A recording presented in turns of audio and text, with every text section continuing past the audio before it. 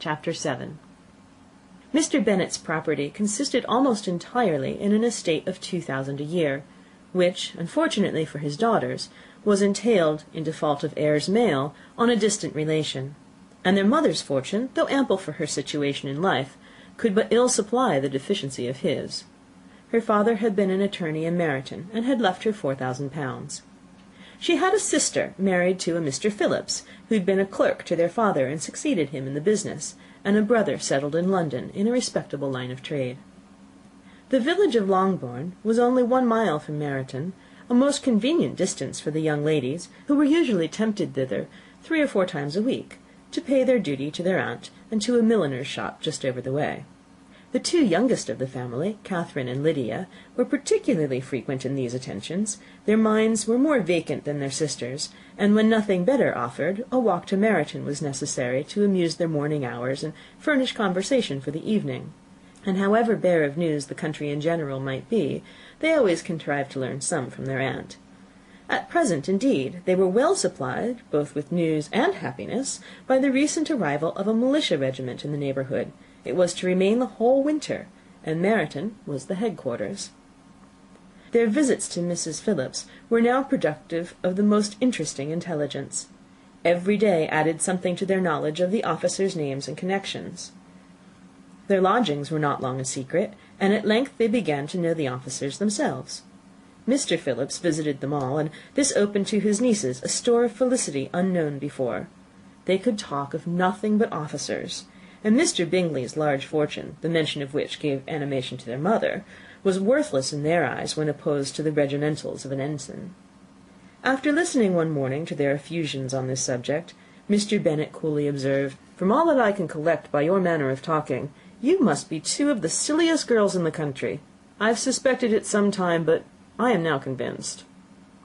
Catherine was disconcerted and made no answer, but Lydia, with perfect indifference, continued to express her admiration of Captain Carter, and her hope of seeing him in the course of the day, as he was going the next morning to London. "I am astonished, my dear," said Mrs. Bennet, "that you should be so ready to think your own children silly. If I wish to think slightingly of anybody's children, it should not be of my own, however. If my children are silly, I must hope to be always sensible of it." "Yes, but as it happens, they are all of them very clever." "This is the only point, I flatter myself, on which we do not agree. I had hoped that our sentiments coincided in every particular, but I must so far differ from you as to think our 2 youngest daughters uncommonly foolish." "My dear Mr. Bennet, you must not expect such girls to have the sense of their father and mother. When they get to our age, I dare say they will not think about officers any more than we do. I remember the time when I liked a red coat myself very well, and indeed I still do at my heart; and if a smart young colonel with 5,000 or 6,000 a year should want one of my girls, I shall not say nay to him. And I thought Colonel Forster looked very becoming the other night at Sir William's in his regimentals." "Mamma," cried Lydia, "my aunt says that Colonel Forster and Captain Carter do not go so often to Miss Watson's as they did when they first came. She sees them now very often standing in Clark's library." Mrs. Bennet was prevented from replying by the entrance of the footman with a note for Miss Bennet. It came from Netherfield, and the servant waited for an answer. Mrs. Bennet's eyes sparkled with pleasure, and she was eagerly calling out while her daughter read, "Well, Jane, who's it from? What's it about? What does he say? Well, Jane, make haste and tell us. Make haste, my love." "It is from Miss Bingley," said Jane, and then read it aloud. "My dear friend, if you are not so compassionate as to dine to-day with Louisa and me, we shall be in danger of hating each other for the rest of our lives, for a whole day's tete-a-tete between 2 women can never end without a quarrel. Come as soon as you can on receipt of this. My brother and the gentlemen are to dine with the officers. Yours ever, Caroline Bingley." "With the officers!" cried Lydia. "I wonder my aunt did not tell us of that." "Dining out," said Mrs. Bennet. "That is very unlucky." "Can I have a carriage?" asked Jane. "No, my dear, you'd better go on horseback, because it seems likely to rain, and then you must stay all night." "That would be a good scheme," said Elizabeth, "if you were sure that they would not offer to send her home." "Oh, but the gentlemen will have Mr. Bingley's chaise to go to Meryton, and the Hursts have no horses to theirs." "I'd much rather go in the coach." "But, my dear, your father cannot spare the horses, I'm sure. They're wanted in the farm, Mr. Bennet, are they not?" They're wanted in the farm much oftener than I can get them." "But if you've got them to-day," said Elizabeth, "my mother's purpose will be answered." She did at last extort from her father an acknowledgment that the horses were engaged. Jane was therefore obliged to go on horseback, and her mother attended her to the door with many cheerful prognostics of a bad day. Her hopes were answered. Jane had not been gone long before it rained hard. Her sisters were uneasy for her, but her mother was delighted.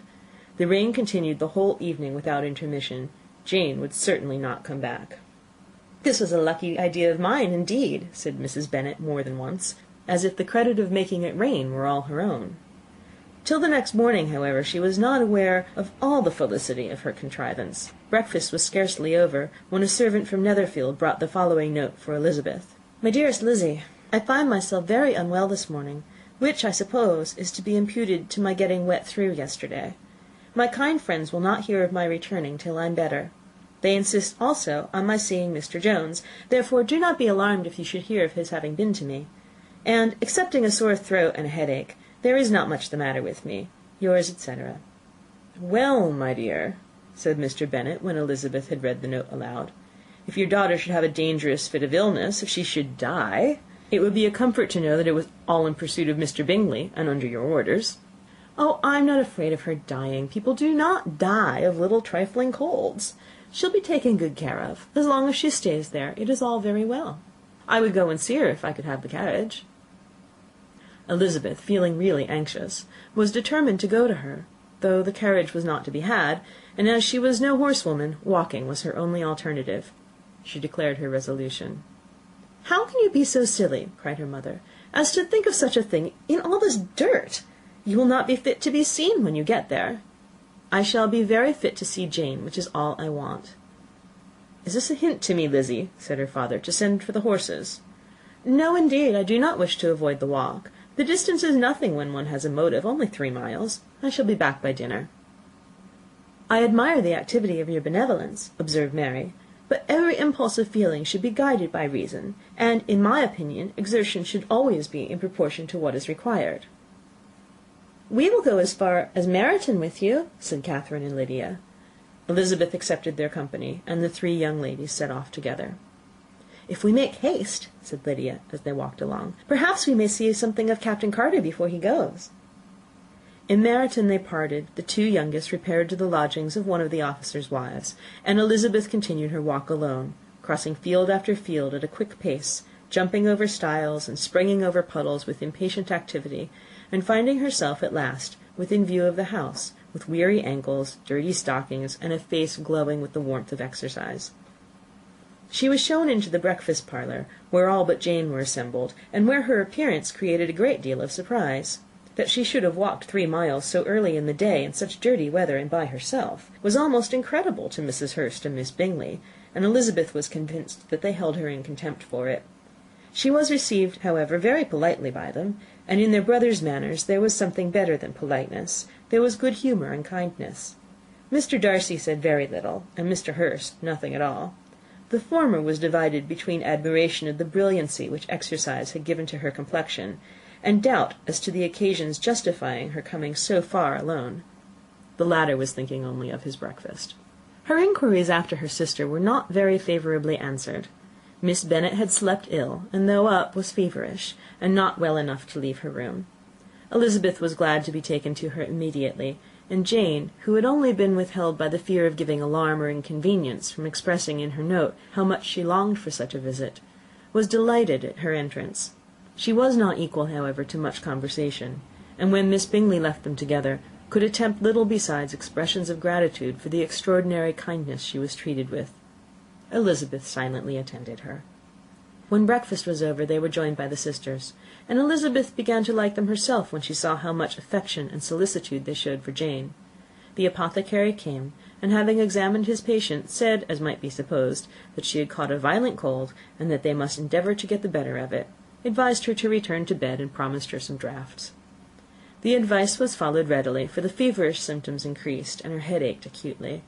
Elizabeth did not quit her room for a moment, nor were the other ladies often absent. The gentlemen being out, they had, in fact, nothing to do elsewhere. When the clock struck 3, Elizabeth felt that she must go, and very unwillingly said so. Miss Bingley offered her the carriage, and she only wanted a little pressing to accept it, when Jane testified such concern in parting with her, that Miss Bingley was obliged to convert the offer of the chaise to an invitation to remain at Netherfield for the present. Elizabeth most thankfully consented, and a servant was dispatched to Longbourn to acquaint the family with her stay, and bring back a supply of clothes. End of Chapter 7. Read by Krista McQuillan. Tokyo, Japan, November 7th, 2005.